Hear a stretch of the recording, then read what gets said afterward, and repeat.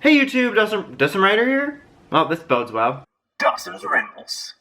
Hey YouTube, Dawson Ryder here. This is going to be my small little channel update video based off of the situation going on now that you probably heard of, maybe not, but it's like, to summarize it, there was like this huge lawsuit with YouTube, I can't talk in this video, YouTube with like COPPA and Child Protection Act and like collecting data on ads and stuff. And a while back they sent us all a message saying there was going to be changes after the first of the year. And that's still when they're going to take effect, is like in January, but they're kind of pre-rolling stuff out, which I think freaked everybody out. I mean, rightfully so, freaked me out. I wanted them to wait till January because I wanted to enjoy the holidays and not have to worry about this as much right now. But like they're pre-rolling it out and it's causing some changes and some stress and some worry and stuff, and it's all kind of a big mess, to be honest.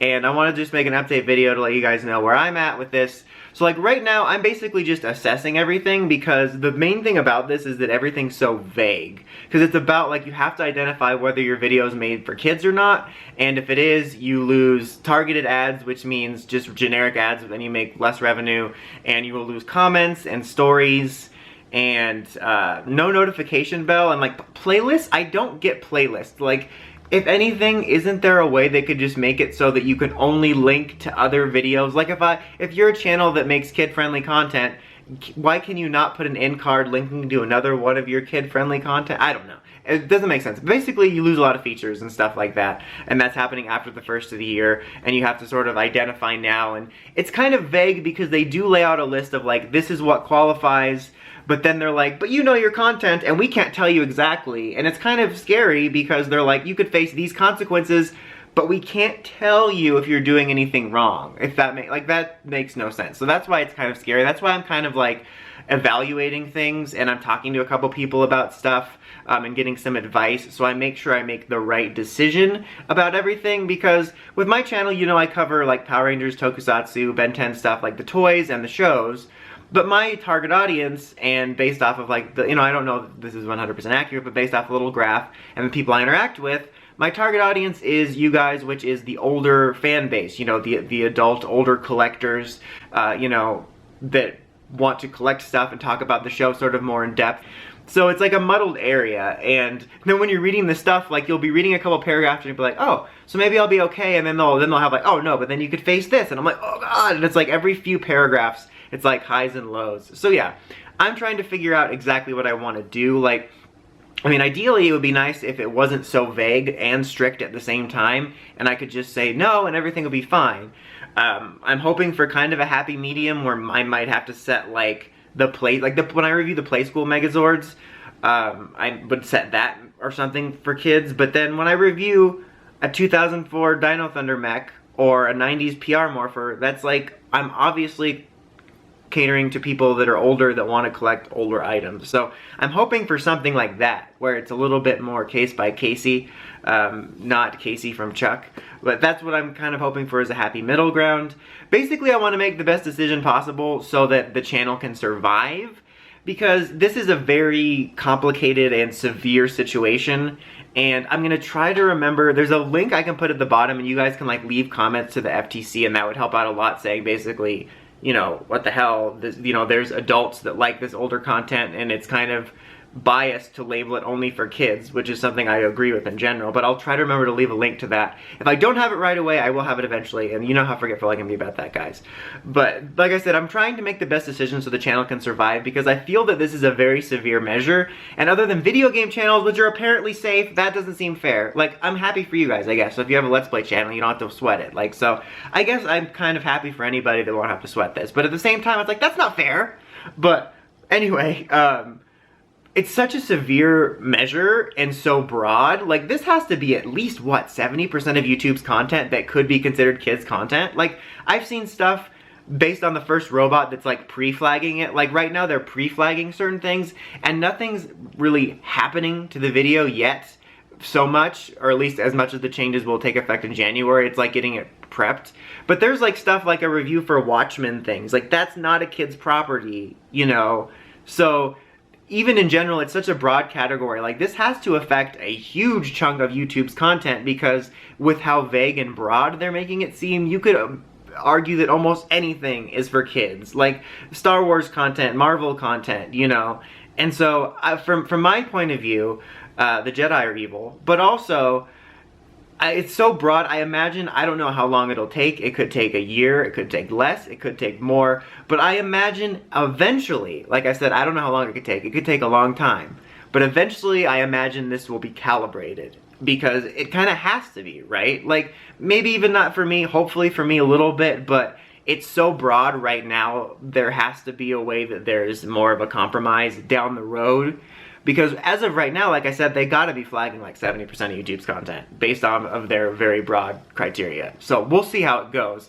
But basically the reason I'm saying that is my plan is to come up with the best decision possible so that the channel survives, so I can ride this out to when things will hopefully turn around, because I think they will at some point. I'm usually not optimistic about that. Like I said, it could be a long time, but I think there might be at least some good news further down the road. Like I said, it could take years, you never know. But I want to be able to ensure the channel survives. I don't want to make any rash choices now and then lose the channel and then things turn around. Like, what if I did that? What if I was like, no, my videos aren't for kids, I'm gonna fight you with everything I have, and then the channel gets deleted or something, and then like next week they're like, oh, we realized we were harsh, everything's fine now. I'm like, no! That's what I'm trying to do, make the safest decision possible. As far as changes to the channel in the immediate future, it's not, other than the features that might get removed that I just mentioned earlier in this video, about the comments and the ads and stuff, nothing will change necessarily that much other than that. The basic thing that's going to change is, like, I'm going to have to be a little bit more selective with what I review. Like, I don't think the episode reviews and anything will change, but I'll have to sort of prioritize because I won't be able to buy quite as much depending on what the revenue does. But I will still get, like, the main things. So don't leave the channel, please. But I mean, like, I'll prioritize what the main things people are interested in and the things that I mainly collect. And the other stuff will probably have to wait or something. Like, I don't know exactly how that's going to work. I will do another future update video about that. There was somebody also that suggested to me to make the channel 18 plus to just avoid it while, you basically, you know, head to the Winchester, grab a pipe till all this blows over. I think that would cause as much harm to set the channel to 18 plus. I don't know. If you guys know anything, let me know. But basically, I've also thought about opening up before the end of the year a Patreon, or at the beginning of the year, just to help things out a little bit. And I hate doing that because I was never a fan of the idea, but it could potentially help out. And if anybody would want to help me with that to sort of keep the lights on, I would be so appreciative. I just have to figure out what exactly I want to do. So this video is more so just updating you that I'm aware of the situation and I'm sort of assessing it. I'll probably make a video, another one, in a few weeks, and let you know exactly, like, okay, I'm gonna open up a Patreon, if you can help, that'd be cool, and here's what's gonna happen. But I'm not sure exactly about that yet. I just wanted to let you know that I'm working on it, and the channel's not gonna go anywhere. Not if anything to say about it I have. I'll still be reviewing the same stuff, I just might not be able to review as much at once. Like, some stuff might have to wait a little bit while I prioritize stuff. Like with the Patreon, for example, as part of it, I was thinking of doing, like, you know, I would have my reviews that I set as priority, like a Megazord review or something, or a Morpher. And then there might be other stuff that I would usually cover that might be less of a priority that I could get, like, Patreon, the patrons to select. Like, what do you want to see of these 3 things to be next after I've done the reviews that I initially can. So maybe something like that. Let me know what you guys think. Like I said, I'll do another one later to let you know more. Exactly any peripheral plans, like with Patreon and stuff. But for now, you know, let's just try to ride this out together. If you're still subscribed, I appreciate it, and just hold on. I will still be making content. It just might, some of it might slow, but not to an absolute halt. So you can still expect regular PR news updates, episode reviews, and reviews of, like, the important collection pieces.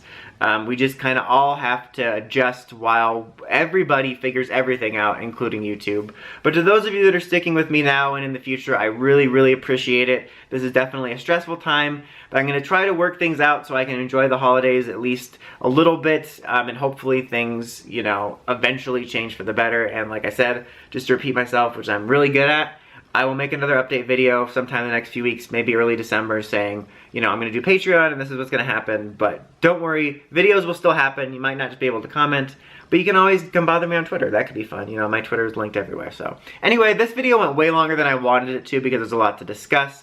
But I will talk to you guys later. Thanks for watching as always. Like, comment, subscribe, and ring the bell while you can. Like I said, I'll put links in the bottom for that stuff if I remember. Till next time, Dawson Rider, signing out.